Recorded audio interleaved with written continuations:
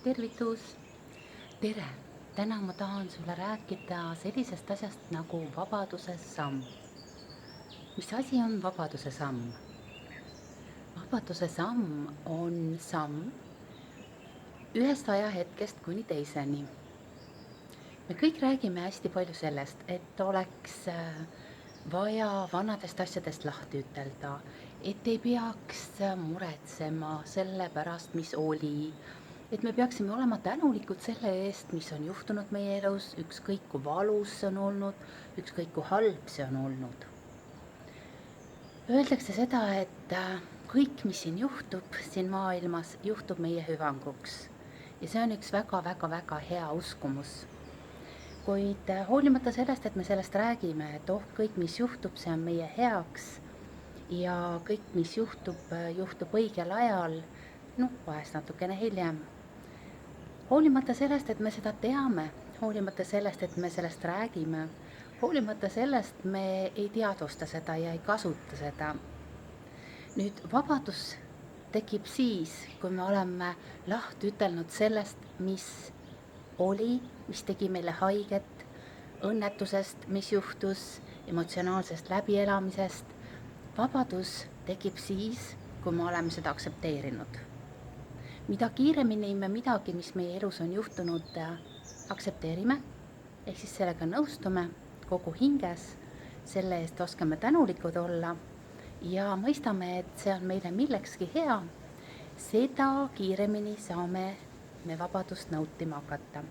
Ehk siis vabaduse samm on samm sellest kohast, kus me kahetseme, me tunneme ennast halvasti, me tunneme ennast petetuna, me tunneme ennast, me tunneme, et meil on liiga tehtud. Sellest hetkest kuni selle hetkeni, kus me hakkame elama, ehk siis kus me oleme andeks andnud, aktsepteerinud, ei mäleta enam seda hetke, kus me haiget saime, vaid võtsime kaasa õppetunni, tõusime püsti ja läksime edasi. Ehk siis, kui me kukume, siis sellest hetkest, kui me püsti tõuseme ja tõsiselt edasi jookseme, see hetk on vabaduse samm. Ja mida lühem see samm on, seda kaugemal on sinust, või õigemini, seda lähemal on sulle sinu vabadus. Ehk siis mida pikemaid samme sa pead võtma, ehk siis mida pikem on see vabaduse samm, seda kaugemal on vabadus sinust. Ja sina oled see, kes otsustab, kas ma tahan olla vaba, kas ma tahan minna edasi. Kui sa oled lugenud raamatut, kes näppas minu juustu, ma arvan, et kes näppas minu juustu, oli selle raamatu pealkiri, vahepeal oli see Eestis väga populaarne, väga paljud inimesed lugesid ja koos Piisoni lennuga oli see üks nii-öelda kohustuslikke raamatuid paljude firmade töötajaskonnale. Ja raamatus, kes näppas minu juustu, oli nii ilusasti öeldud, et mida kiiremini sa unustad oma vana juustu, seda kiiremini sa saad nautima hakata uut juustu.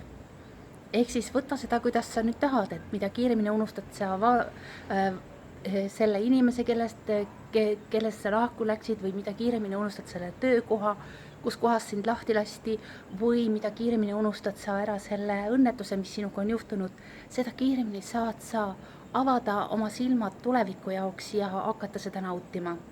Väga tihti koolitustel, mida ma teen, ma premeerin inimesi kommidega.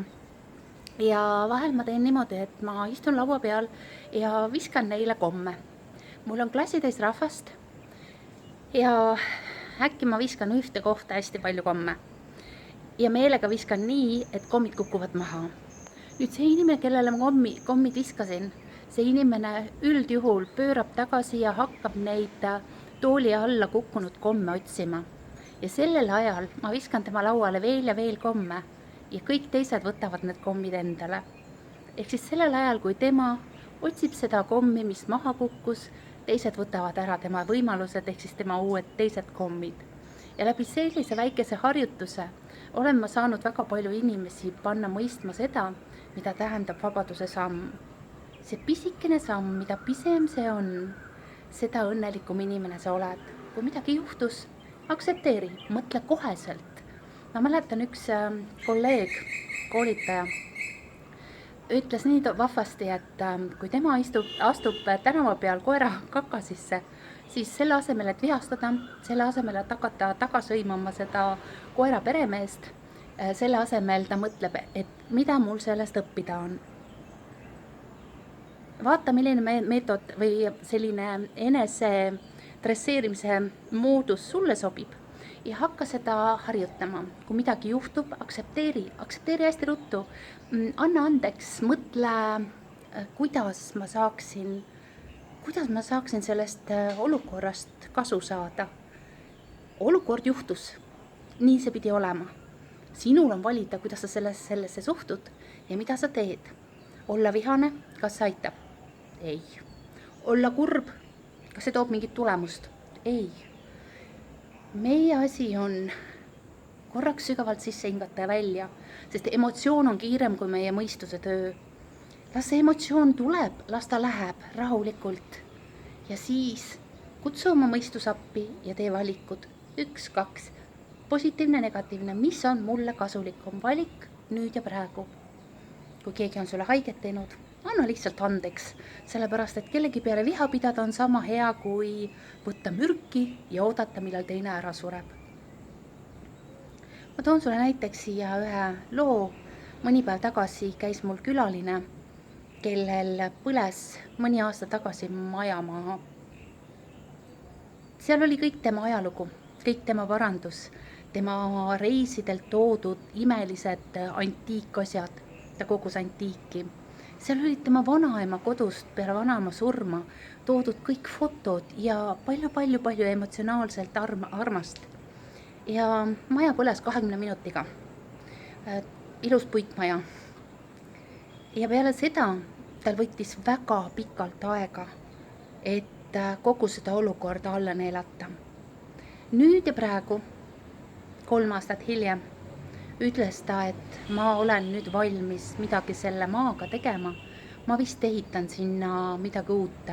Alguses ta tahtis maa ära müüa suurest masendusest, aga siis mõistis, et ei, see ei ole ratsionaalne otsus ja nüüd kavatseb ta sinna ehitada. Aga 3 aastat?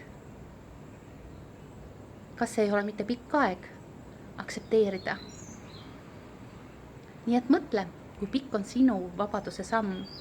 Ja kui sul on valusi ja selliseid ebameeldivaid tundeid minevikus, on inimesi, kellele vaja andestada, siis teedes seda parem võimalikult ruttu, seda enda hüvanguks, sellepärast et andestamine on üks suurepärane relv, täpselt nii nagu armastamine. 2 imelist asja, tänutunne, andestamine, armastamine. Mõtle inimestele, kes on teinud sulle kunagi haiget. Nad on tulnud siia ainult selleks, et sind õpetada. See oli nende ülesanne. Nad näitasid sulle midagi, millele sa peaksid tähelepanu pöörama. Kui sa olid tark, siis sa tegid seda. Kui sa ei olnud nii tark sellel hetkel, siis sa pidid saama selle kogemuse lihtsalt uuesti. Ja ma pean ütlema, et mina ise olen elus nii palju kordi komistanud ja nii palju kordi ennast petnud ja ei ole saanud aru nendest sõnumitest, mis mulle on saadetud. Kuigi ma olen väga sensitiivne ja väga tundlik, loomulikult ka mina olen ennast petnud, kolistanud ämbreid, mis kole. Ja eks see õppimine on ju eluaegne. Me ei saa valmis mitte kunagi. Nii et õpime koos aktsepteerima. Saame aru sellest, et mida rohkem tänulikkust on meil tuleviku jaoks, seda rohkem kindlust ja seda rohkem julgust on meil seda rohkem tänulikkust on meil mineviku jaoks, seda rohkem julgust on meil tuleviku jaoks. Ja lihtsalt naudime seda õppimise protsessi. Oleme kõigile tänulikud, kes meie elust on läbi käinud, haiget teinud, läbi käinud, head teinud ja mõtleme ise, kuidas me teiste elusid mõjutame. Minu arust on see äärmiselt põnev protsess. Ja mina ise praegult pakkides oma asju peab 2 aastat järjest Indias olekut. Ma iga päev pakin asju, aga mitte lihtsalt ei paki asju. Ma pakin asju tundega, ma panen tähele, mis mind kurvastab, ma panen tähele, mis mind rõõmustab, ma panen tähele, mida ma tahan ära visata, miks. Ma panen tähele, mida ma ei taha ära visata ja miks. panen tähele seda, et kuidas ma ennast tunnen, kui ma mõtlen, et ma tahan vaestele anda selle või teise asja. Ja see on nii huvitav mäng. Nii et aktsepteerides täna seda, et ma olen võtnud vastu otsuse Indiast praegu lahkuda, teadmata, kas ma siia kunagi enam tagasi tulen, peale seda, kui ma 13 aastat juba Indiaga seotud olen. See on nii põnev. Ma tean, et ma teen ühe sammu, see on nagu kivi viskamine vette ja tikki näiteks, ja need ringid hakkavad tööle, ehk siis peale minu sammu hakkavad juhtuma jälle järjekordsed imed ja ma ootan seda kõike põnevusega. Ma ei nuta, ma ei kahetse, ma ei tekita endale halbu emotsioone, vaid ma naudin protsessi. Sest kui me oleme mängu nautinud, siis on isegi kaotusvõit. Aitäh sulle ja imelist elu ja võimalikult lühikest sammu vabaduse poole. Aitäh!